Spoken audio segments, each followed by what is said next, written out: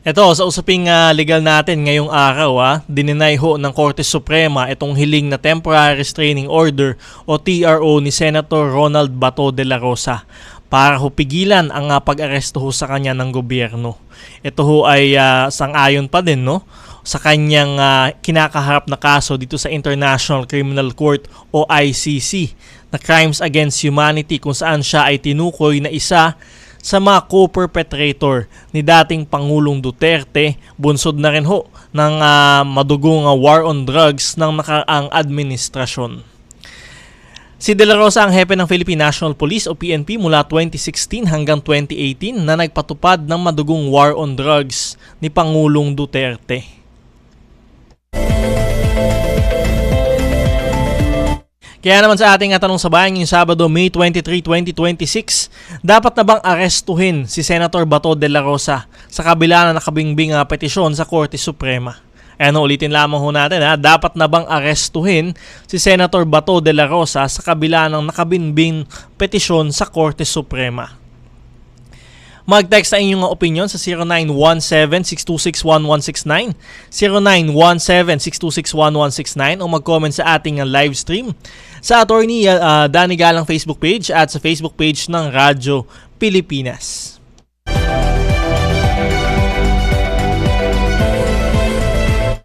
So ayan ho, nakita ho natin yung Korte Suprema ay dininay na nga ho itong hiling na Temporary Restraining Order, TRO, status quo ante order, at yung injunction nga ho dito ho sa kaso ho ni Senator Bato de la Rosa.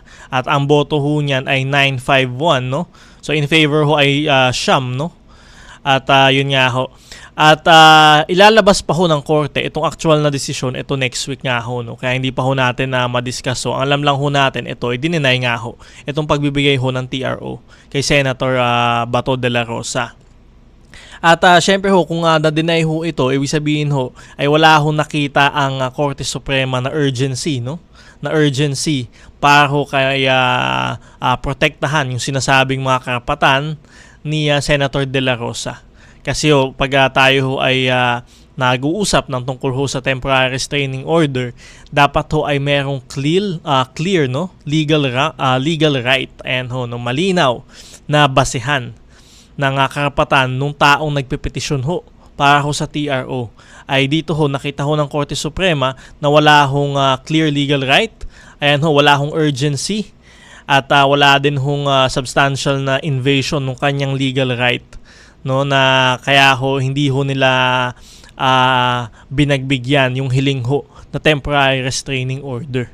So kaya ho, ito ho ang question ho ngayon, kasi kung wala naman hong TRO o status quo ante order, ay ibig sabihin ho ba nito ay maaari na hong arestuhin si Senator de la Rosa?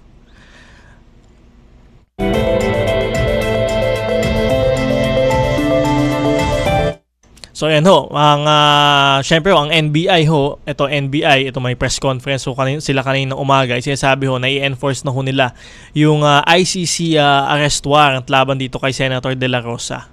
So ayun ho, at sinasabi din nga ho ng mga ibang legal scholars o kritiko ay wala na hong legal impediment para sa gobyerno para ho ipatupad itong arrest warrant laban kay Senator de la Rosa. At yan din ho yung naging posisyon ng Office of the Solicitor General o OSG.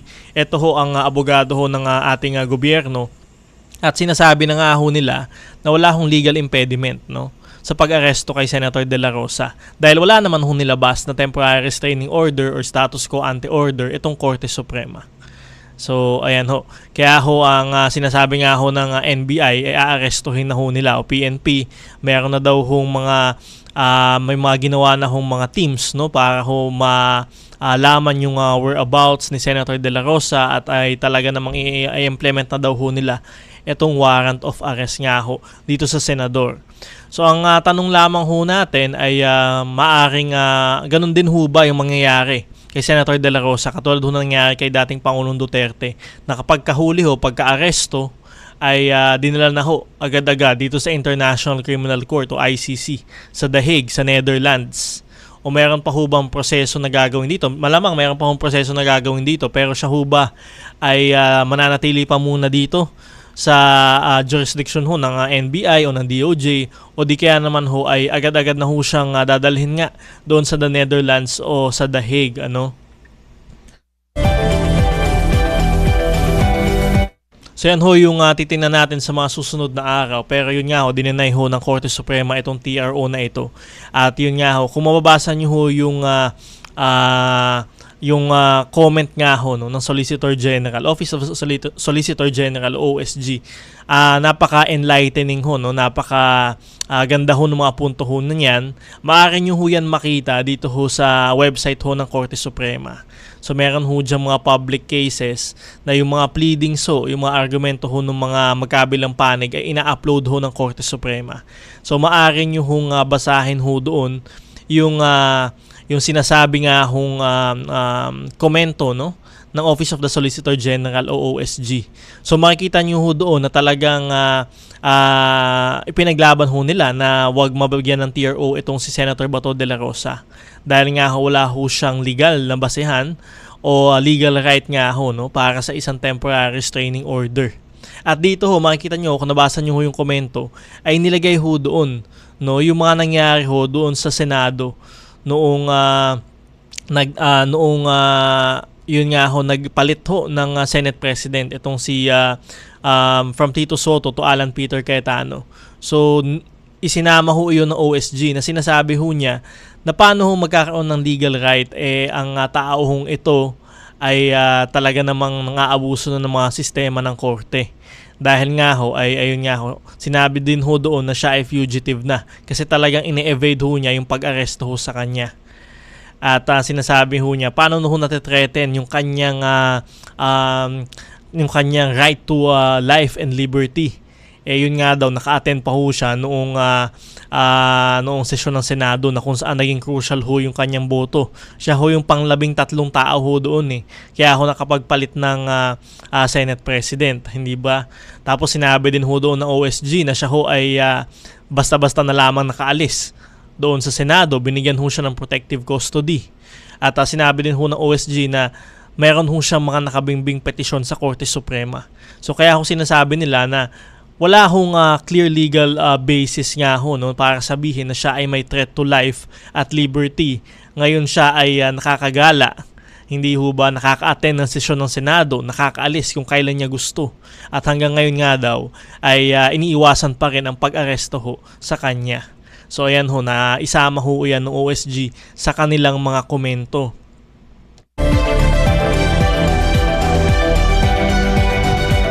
At syempre yung tanong nga ho dito ng bayan, kailangan pa ho ba ng warrant of arrest mula sa lokal na korte, no? Para ho ma-enforce itong warrant of arrest na mula sa ICC o International Criminal Court. So sabi din ho ng Office of the Solicitor General ho dyan, hindi ho kailangan ng local na warrant of arrest. Kasi ho sinasabi ho nila itong RA 9851, yung Section 17 ho niyan, nagsasabi na maaari hong isurrender o i-extradite ang isang tao, 'di ba, na mula ho sa Pilipinas na meron hong kasong crimes against humanity o yan mga war crimes, ayan mga genocide, na kung saan kung meron na hong international body na meron na hong jurisdiction at kung saan ay gumugulong na ho yung kaso. And in this case nga ho, ito nga ho yung International Criminal Court o ICC. So ibig sabihin ho, under Section 17, maaari na hong i-surrender nga ho ng Pilipinas itong mga kaso, itong mga tao na may kaso ho. Hindi lamang ho sa International Criminal Court, pati ho sa ilan pa hong mga international tribunals. So malinaw ho yan doon sa Section 17 ho na sinasabi dito sa RA 9851. At sinasabi din ho ng OSG ho dyan na ang presidente ho, syempre, ang chief legal executive nga ho, no, chief executive ng bansa, ay may karapatan ho siya, no? At siya rin ho ang arkitekto ng international relations ho, no? At may karapatan ho siya na implement ang warrant of arrest ho na ito nilabas nga ho ng ICC dahil ho siya ang pinaka chief executive nga ho ng bansa. So yan ho yung sinasabi ng ang OSG. At ang panghuli ho, sinasabi ho nila, syempre meron ho tayong responsibilidad o obligasyon, no, na sundin nga ho itong ICC warrant of arrest dahil ho tayo ay miyembro pa rin ng Community of Nations, no? So kahit ho sinasabi na tayo ay nag-withdraw na effective sa Rome Statute noong March 2019, ayan ho, sinasabi doon may obligasyon pa rin ho ang Pilipinas na makipagtulungan para ho doon sa mga kaso na nangyari sa kanyang sa ating bansa ho, no? Nung panahon na tayo ho ay miyembro pa ng Rome Statute, no? O ng International Criminal Court. So ayan ho, kaya meron pa rin ho tayong obligasyon at responsibilidad at syempre yung sinasabi nga ho ng OSG, tayo ho ay parte pa rin ng Community of Nations, no?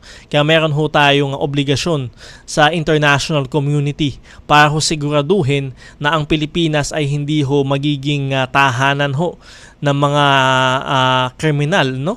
Na merong talagang napakabigat na kaso katulad nga ho nitong crimes against humanity. Kaya ayan ho, yan ho yung mga argumento ho ng Office of the Solicitor General o OSG. So kaya yan ho ang aabangan ho natin. Siyempre ho, ang sabi ho ng NBI, PNP, aresto rin na ho nila si Senator Bato de la Rosa. Nasaan ho ba si Senator de la Rosa? Meron ho bang impormasyon sa kanyang mga whereabouts or pinagtataguan? At talagang sisilbi nga ho ba itong warrant of arrest ng ICC kay Senator de la Rosa? Yan ho ang aabangan natin sa mga susunod na araw at tatalakayin pa ho natin sa mga susunod na episode ng ating programa.